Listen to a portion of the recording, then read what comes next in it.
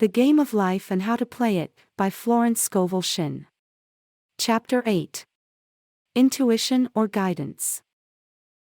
In all thy ways, acknowledge him and he shall direct thy paths. There is nothing too great of accomplishment for the man who knows the power of his word, and who follows his intuitive leads. By the word he starts in action unseen forces and can rebuild his body or remold his affairs. It is, therefore, of the utmost importance to choose the right words, and the student carefully selects the affirmation he wishes to catapult into the invisible. He knows that God is his supply, that there is a supply for every demand, and that his spoken word releases this supply. Ask and ye shall receive. Man must make the first move. Draw nigh to God and he will draw nigh to you. I have often been asked just how to make a demonstration. I reply, speak the word and then do not do anything until you get a definite lead. Demand the lead, saying, Infinite Spirit, reveal to me the way, let me know if there is anything for me to do. The answer will come through intuition, or hunch. A chance remark from someone, or a passage in a book, etc. The answers are sometimes quite startling in their exactness. For example, a woman desired a large sum of money.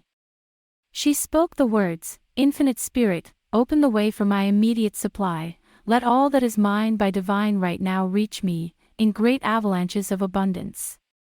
Then she added, give me a definite lead, let me know if there is anything for me to do. The thought came quickly, give a certain friend who had helped her spiritually $100. She told her friend, who said, wait and get another lead before giving it. So she waited and that day met a woman who said to her, I gave someone $1 today. It was just as much for me, as it would be for you to give someone 100. This was indeed an unmistakable lead, so she knew she was right in giving the $100. It was a gift which proved a great investment, for shortly after that, a large sum of money came to her in a remarkable way. Giving opens the way for receiving. In order to create activity in finances, one should give. Tithing or giving 1/10 of one's income is an old Jewish custom and is sure to bring increase. Many of the richest men in this country have been tithers and I have never known it to fail as an investment. The 10th part goes forth and returns blessed and multiplied. But the gift or tithe must be given with love and cheerfulness, for God loveth a cheerful giver. Bills should be paid cheerfully. All money should be sent forth fearlessly and with a blessing. This attitude of mind makes man master of money. It is his to obey, and his spoken word then opens vast reservoirs of wealth. Man himself limits his supply by his limited vision. Sometimes the student has a great realization of wealth but is afraid to act. The vision and action must go hand in hand, as in the case of the man who bought the fur-lined overcoat, as told in Chapter 5. A woman came to me asking me to speak the word for a position. So I demanded, Infinite Spirit, open the way for this woman's right position. Never ask for just the position, ask for the right position, the place already planned in divine mind, as it is the only one that will give satisfaction. I then gave thanks that she had already received and that it would manifest quickly. Very soon she had 3 positions offered her, 2 in New York and 1 in Palm Beach, and she did not know which to choose. I said, ask for a definite lead.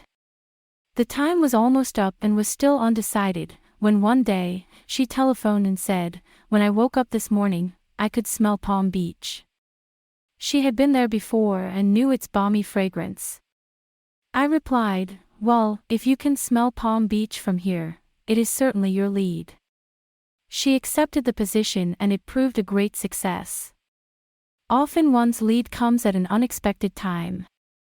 One day, I was walking down the street, when I suddenly felt a strong urge to go to a certain bakery, a block or 2 away.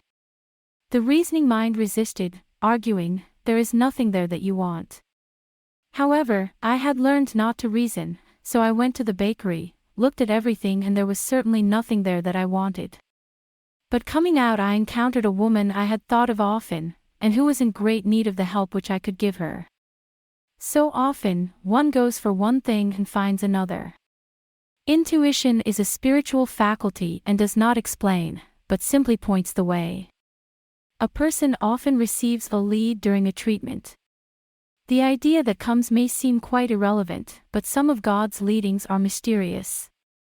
In the class one day, I was treating that each individual would receive a definite lead. A woman came to me afterwards and said, "While you were treating, I got the hunch to take my furniture out of storage and get an apartment." The woman had come to be treated for health. I told her I knew in getting a home of her own, her health would improve, and I added, "I believe your trouble, which is a congestion, has come from having things stored away. Congestion of things causes congestion in the body. You have violated the law of use, and your body is paying the penalty." So I gave thanks that divine order was established in her mind, body, and affairs. People little dream of how their affairs react on the body. There is a mental correspondence for every disease. A person might receive instantaneous healing through the realization of his body being a perfect idea in divine mind, and, therefore, whole and perfect. But if he continues his destructive thinking, hoarding, hating, fearing, condemning, the disease will return.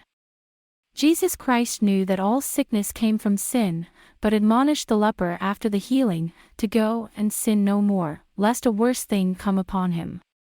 So man's soul, or subconscious mind, must be washed whiter than snow, for permanent healing. And the metaphysician is always delving deep for the correspondence. Jesus Christ said, "Condemn not lest ye also be condemned. Judge not, lest ye be judged." Many people have attracted disease and unhappiness through condemnation of others.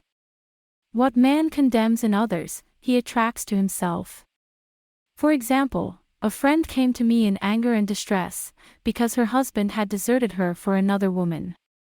She condemned the other woman and said continually, she knew he was a married man, and had no right to accept his attentions. I replied, "Stop condemning the woman, bless her, and be through with the situation. Otherwise, you are attracting the same thing to yourself." She was deaf to my words, and a year or two later, became deeply interested in a married man herself. Man picks up a live wire whenever he criticizes or condemns and may expect a shock.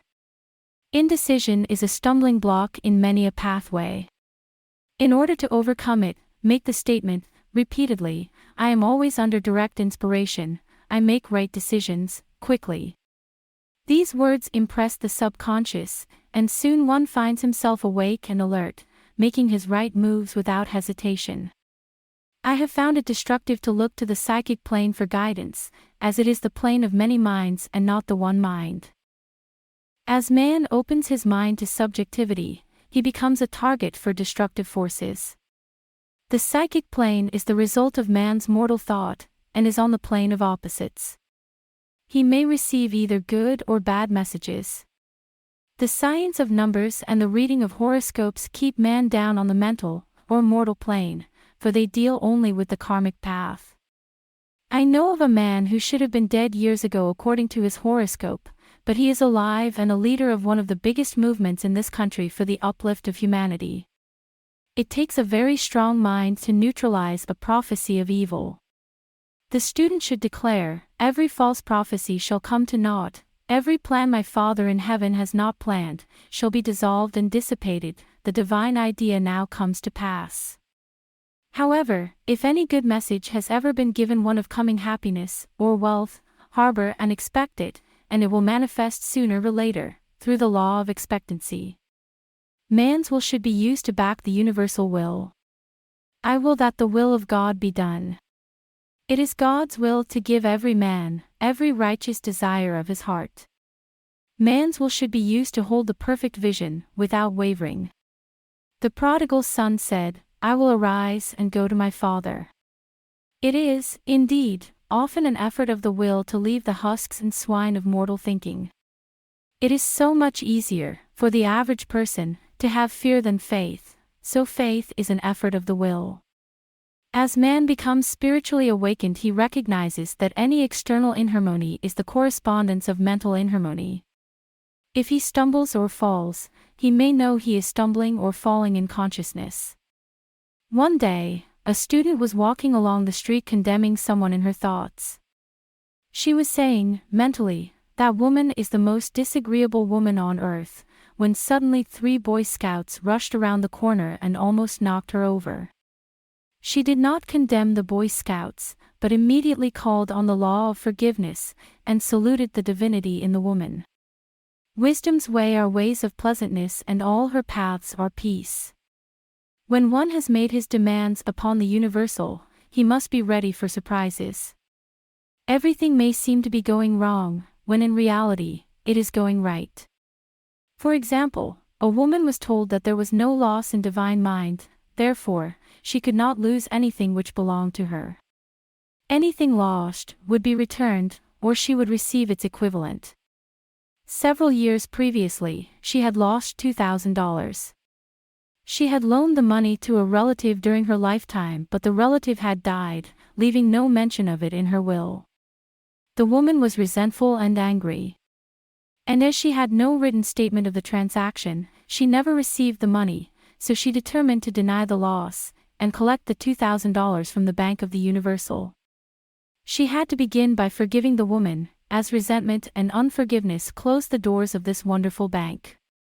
She made this statement: "I deny loss, there is no loss in divine mind, therefore I cannot lose the $2,000, which belong to me by divine right.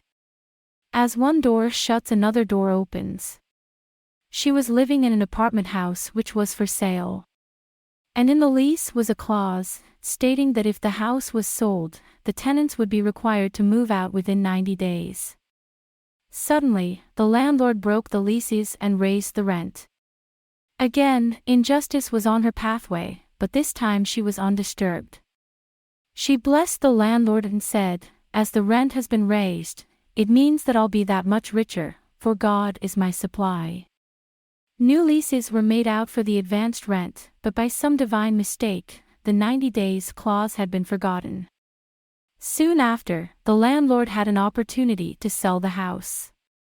On account of the mistake in the new leases, the tenants held possession for another year. The agent offered each tenant $200 if he would vacate. Several families moved, but 3 remained, including the woman. A month or 2 passed and the agent again appeared. This time he said to the woman, "Will you break your lease for the sum of $1,500? It flashed upon her, "Here comes the $2,000. She remembered having said to friends in the house, "We will all act together if anything more is said about leaving." So her lead was to consult her friends. These friends said, "Well, if they have offered you $1,500 they will certainly give $2,000. So she received a check for $2,000 for giving up the apartment. It was certainly a remarkable working of the law, and the apparent injustice was merely opening the way for her demonstration. It proved that there is no loss, and when man takes his spiritual stand, he collects all that is his from this great reservoir of good. "I will restore to you the years the locusts have eaten." The locusts are the doubts, fears, resentments and regrets of mortal thinking. These adverse thoughts alone robs man. For no man gives to himself but himself, and no man takes away from himself but himself. Man is here to prove God and to bear witness to the truth. And he can only prove God by bringing plenty out of lack, and justice out of injustice.